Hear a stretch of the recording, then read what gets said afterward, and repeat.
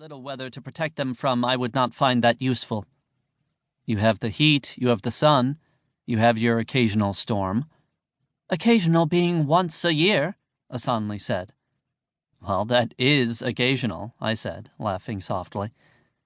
She looked up at the sky, off toward the dense, gray clouds in the distance that hovered over the wilds. There would be a storm sometime soon, as there often were in these lands. And then to protect from predators. Would your dragons take your animals? Not the dragons, I said. At least, I didn't think the dragons would take them, but maybe they would. I hadn't given it much thought before, but perhaps the possibility remained. It was something I would have to consider. I guess I've never asked the dragons whether or not they would eat horses. Why would you not? Well, we don't eat horses. Are you a dragon? Not that I know of, I said. Then you could not answer that, could you? Ashan stood with her hands on her hips, though she was drawing upon the power of Affelah, even if it were from the distant source that was not quite the same as this location. She attempted to reach this power, though. It was almost as if she understood that she needed to find her way to do so, to touch upon a different energy that was here, the nature of Affelah in this location.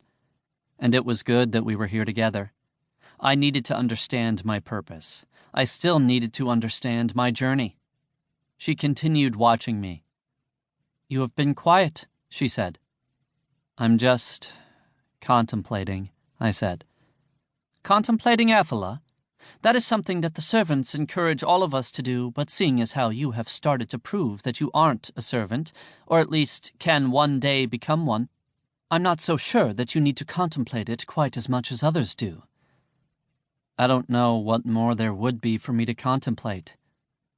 All must understand Affelah, and we must find our place and purpose. Like you have found yours? She looked over, and there was an earnestness in her eyes. I contemplate my purpose with Affelah continuously. She turned away, brushing her bright red hair back from her head, and glanced up to the sky. In this land, my connection to Affelah is so different than I felt in mine. I can feel Affelah. I find that interesting, don't you? I'm not sure what you find interesting. Is it that Affelah exists here at all, or that it feels different to you? Perhaps both. She looked up at the sky again, the darkness moving away from us. There wouldn't be a storm today, though I wondered if perhaps she wished that there might be. Or perhaps it is merely a matter of me struggling with my purpose. Maybe that is what it is. I moved over toward the remains of the barn, pausing as I looked at it. There was still a hint of fire that had burned through here. A few planks lingered, enough to remind me of the barn that had once stood, but something was strange to me.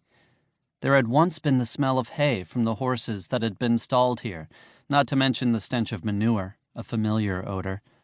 Now there was only the ash. That and the energy that was here. It was that energy that I couldn't quite shake, though I wondered if perhaps it was not just the energy of this place, but energy that lingered from the touch of Affelah. Ashan stood behind me. I could feel her warmth. I could feel the touch of Affelah coming through her. I hadn't been here for quite a while, I said, speaking softly. Nearly a year. I had left, heading to the capital to learn the dragons and the dragon magic, but now I wonder if I should have returned sooner. I used to spend so much time here. It was a place of comfort to me. It was quiet. There was a place I used to go when I was younger, she said. I looked over to her, and she kept her gaze fixed on the clouds in the distance. It was a place where I could go to contemplate. I could feel Affelah when I did. I think that was why I liked it. I think I just liked the quiet. Almost as if in answer, there came a shriek from one of the dragons. I looked up, and while I did, I detected a strange rumbling off in the distance. Not toward the wilds, but the forest. The green dragon descended, circling and shooting toward the ground, his deep, forest-colored scales glittering in the sunlight. The heat of his dragon cycle flowing from him and to the other